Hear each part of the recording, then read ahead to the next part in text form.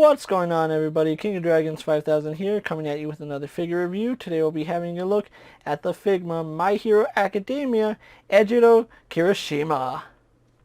And so here we have Eijiro Kirishima posed and out of the packaging. Before we take a look at the figure, let's actually run through his accessories really fast. Kirishima does come with 3 different faceplates. We do get the grinning expression which he has on him right now. We get the really express smile expression, which looks really good. And then we get an angry expression, which I think is the best out of them. He also does come with 2 different forearms. We do get the plain forearms, which do come with a pair of fists. They come with a pair of relaxed hands. They come with a pair of grip hands. And then we get a right hand with his thumb out giving a thumbs up. He also does come with his forearms, which does expose his quirk, and those do come with their very own fists. And then they come with a pair of grasping style pose hands. Kirishima also comes with the Figma display base. Other than that, Kirishima doesn't come with anything else. I think what he comes with is just enough. So with that out of the way, guys, let's actually take a closer look at Red Riot. And so here we have a closer look at Kirishima, and Figma has done a fantastic job of capturing the likeness of Kirishima. He does look like he just jumped off the screen or out of the manga, so I really do like that. This is a very good example of 2D made real into 3D, and Kirishima here is done exceptionally well. I especially love his red eyes. Those look really good. You can see he does have his mask on, which is really nice. I do like it, although on mine, for some reason, the left side tends to gap up. Like, it's right on the right side that doesn't have a gap, but here on the left side, it does get a little bit gappy, and it might be because of this faceplate is a little bit loose. I'm pretty sure if I push it far enough, that gap will go away. But I do have him with his little smirking expression. And then, like I said, he does get this really big smiling expression, which I think is very fantastic. Really do like the hair on Kirishima, especially the low points right here that come out almost like horns. They did a very good job. If there's one thing that I would have enjoyed seeing, it's a head where he's not wearing his mask, but it's still a very good figure. They did a fantastic job capturing all his hair and the way the mask wraps around his hair. That's a really good attention to detail right there. So there's really not much to say about his costume. He's basically shirtless with a tattered sash and pants, but these gears actually look really nice, and I really do like the way they implemented them. It's almost like a wide joint. It's like a 3-way ball joint. We have a ball joint going into the shoulder, then we have a ball joint coming to his arm, and then a ball joint going up into his little gear right here. So we do have a 3-way ball joint right there, and each of them do work fantastic. You just got to be very careful on how you move them around, because if you try moving his arm without moving that joint, you have a tendency to pop it off. In fact, I can show you right here. In the 3-way ball joint, we have the ball joint going into his torso, we have a ball joint going onto his gear, and then we have a ball joint where his arm connects. You can move them independently of each other, but they're meant to move together, so moving one too far without moving the other does have a tendency to pop them off, so do be aware of that. Then we do have this little string, or I don't honestly know what this is supposed to be, but it does go from his left shoulder in the front all the way to the back, as you can see. Now, my only issue with Kirishima is he does have this permanent gap here in the back. As you can see, the gap isn't that noticeable in the front, only if you do articulate him, and even then it's still not noticeable. For some reason, they didn't sculpt his back to hide that gap, and I think they did it because you're never going to see it in the back, and you can always cover it up. I guess that looks fine. Maybe that's the way he's supposed to be. I don't know. If we get him straight... no, because then he's like slouching forward. No, okay, I think that's how he's supposed to be. I think I just had this lower joint pushed forward a little bit. But yeah, he does look good. We do have the bare arms, and he does come with extra forearms where his quirk is shown, where he does harden his skin. They did a really good job there. I think something I would have liked to see is his entire arm with his quirk, like we see all the little rocky detail all the way up to his shoulder, but the forearm is still a good enough way to show off his quirk. So looking at his pants, you can see he does have a sash with a red R right here for Red Riot, going all the way to the back. These parts are articulated, although they're not positioned in the best way. They do get out of the way if you need them to, but they're still going to be a little bit cumbersome, and I'll explain that when we have a look at his articulation. But yeah, I really do like the tatters that he has right here. They did a really good job with Kirishima, to be quite honest. And then he does have black baggy pants, as you can see. They did a really good job with that.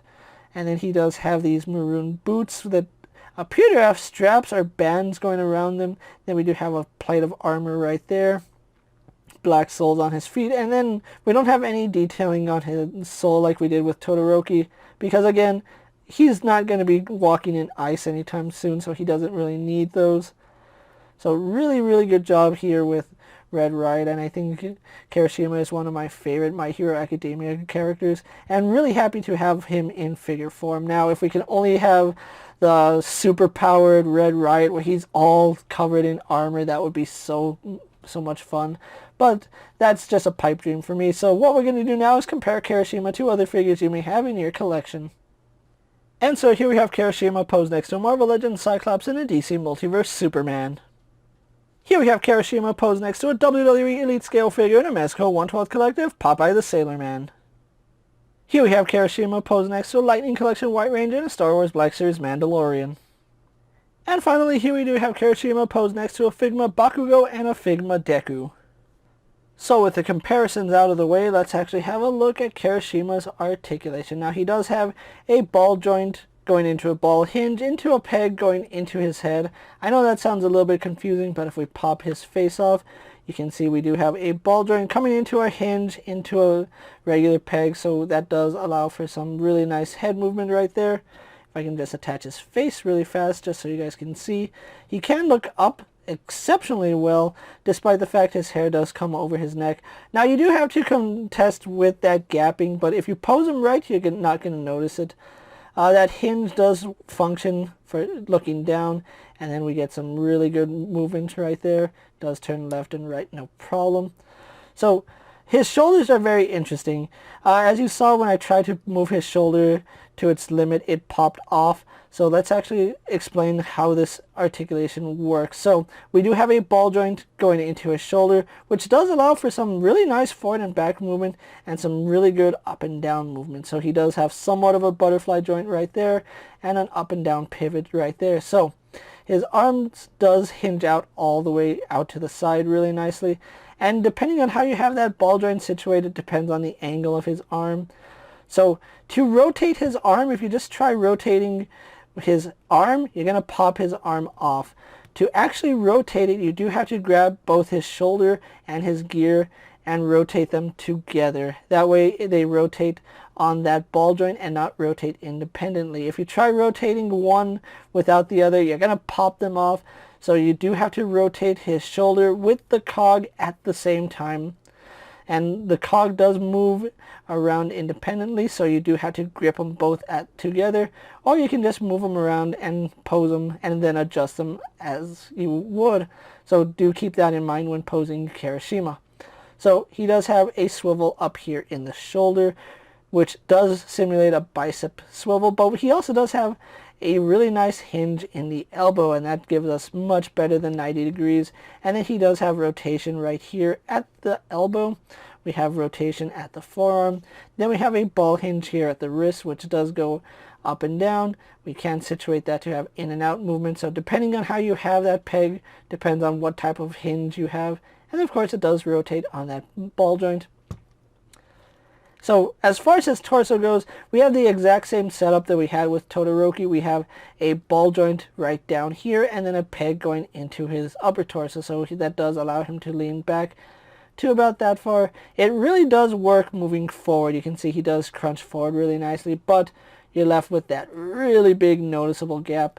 So do keep that in mind, and you can see the setup right there. We have the ball joint going into his ab and then the straight peg right here into his torso.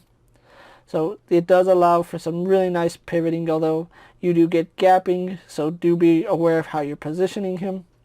And then that does rotate. Now, it does appear that he has a ball joint right here. He doesn't. He has a ball joint underneath the belt, which I think that's not the way they should have done it. They should have made the ball joint right here at his waist, because underneath the belt does make it a little bit hard getting to. He doesn't really rotate all that well. Now, the reason it doesn't rotate all too well here is because his little cape or sash right here pegs into the torso, and there's little grooves right here on his pants in which the ball joint situates itself, meaning it's kind of keyed in there, so you really don't get any rotation right down there, and it does cause for some problems when posing him. So a lot of the articulation just comes from up here. You get very little up here, and again, that's just because of how this is keyed in. Like, it doesn't allow for any rotation because it is keyed in a certain way that you can't really get much going, which is a little bit unfortunate. His sash is on ball hinges, so they do go out like that. They can rotate as you need them to, so that's pretty decent, although they're not the best in terms of getting out of the way. Legs only go out to about that far. He can kick forward about that far, can go back quite a bit. We do have rotation up high in the thigh. We have a single bend at the knee, giving us about 90 degrees. We do have a boot swivel, which does work fine. We have a hinge in the foot, which goes back and forward. We have forward-facing pin for rocker ankle, and then we have a toe hinge. So overall, Kirishima here has some pretty good articulation, but some pieces of articulation that could have been executed better. So with that out of the way, guys, let's actually get him posed for my final thoughts, and then we'll wrap up this review. And so here we have Eijiro Kirishima posed for my final thoughts, and overall, I really do like the way Kirishima came out. Don't get me wrong, he's a very nice figure to have for My Hero Academia collection. However, I do feel like there's certain things about this figure that are oversimplified. They're a little more complicated than they actually need to be. If they had made his cogs part of his torso and made his shoulders just individual ball joints, I think that would have worked better than the setup they have right now. Even though it works, it's still, like I said, overcomplicated, and it really shouldn't be that complex. Another issue I have is his lower ball joint is completely useless because of how his torso is designed, with his little sash and belt connecting into his belt piece, which is keyed in a certain way, and it does prevent those joints from actually functioning. But overall, Kirishima here is a really nice figure. I do feel like they did a really good job capturing his quirk, although if it was me, I would have given him like his entire arm where his quirk is showing, but the form still works. And if you're a fan of Kirishima, you're going to want to have this figure in your collection. Now, he is a little bit taller than Deku and Bakugo, but that's pretty much how he is in the anime and in the manga. He's a little bit taller than both of them, so really good job with scaling here. Kirishima here is going to run you quite a bit. I believe he's still available on Big Bad Toy Store at the time I'm making this video. He will run you $100, which is quite expensive, seeing as how he really doesn't come with too much. And I think $100 for a figure is quite expensive. But if you really want to pick him up and you're a fan of My Hero Academia, you're going to want to have Kirishima here in your collection. With that being said, guys, I'm KingofDragons 5000. Don't forget to like this video, leave a comment, subscribe to my channel. Go ahead and check out all my other action figure reviews, as well as all my other Figma and My Hero Academia videos. Hopefully you find them informative. As always, if there's a figure you would like to see me review, let me know down in the comments, and if it fits in my collection, I'll definitely have a look at it. While you're at it, check out my Instagram account for new and exciting action figure photos, and as always, ring that bell to be notified every time I upload a video. Until next time, guys, I'll see you later. Take care, everyone.